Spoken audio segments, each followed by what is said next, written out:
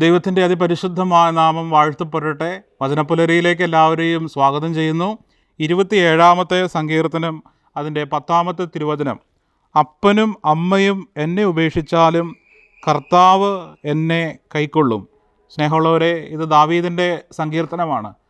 ഒരപ്പന് അല്ലെങ്കിൽ ഒരമ്മയ്ക്ക് ജന്മം കൊടുത്ത കുഞ്ഞിനെ ഒരിക്കലും ഉപേക്ഷിക്കാനായിട്ട് പറ്റത്തില്ല.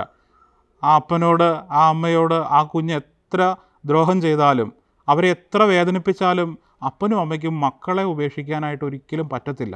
അപ്പോൾ വചനം പറയുകയാണ്, അപ്പനും അമ്മയും ഉപേക്ഷിച്ചാലും കർത്താവ് എന്നെ കൈക്കൊള്ളുമെന്ന്. അപ്പം അപ്പൻ്റെയും അമ്മയുടെയും സ്നേഹം എത്രമാത്രം വലുതാണ് തൻ്റെ മക്കളോട് എന്ന് നമുക്കൊക്കെ വചനത്തിലൂടെയൊക്കെ മനസ്സിലാകുന്നുണ്ട്. അപ്പോൾ അപ്പനും അമ്മയും ഉപേക്ഷിച്ചാലും കർത്താവ് എന്നെ ഉപേക്ഷിക്കില്ല എങ്കിൽ നമ്മളൊക്കെ ചിന്തിക്കണം, ദൈവത്തിൻ്റെ സ്നേഹം നമ്മളൊക്കെ ചിന്തിക്കുന്നതിൻ്റെയും എത്രയോ അപ്പുറത്താണ്.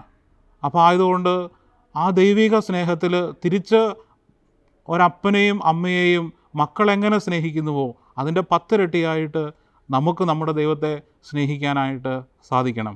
ദൈവത്തിൻ്റെ അതിപരിശുദ്ധമായ നാമം വാഴ്ത്തപ്പെടട്ടെ.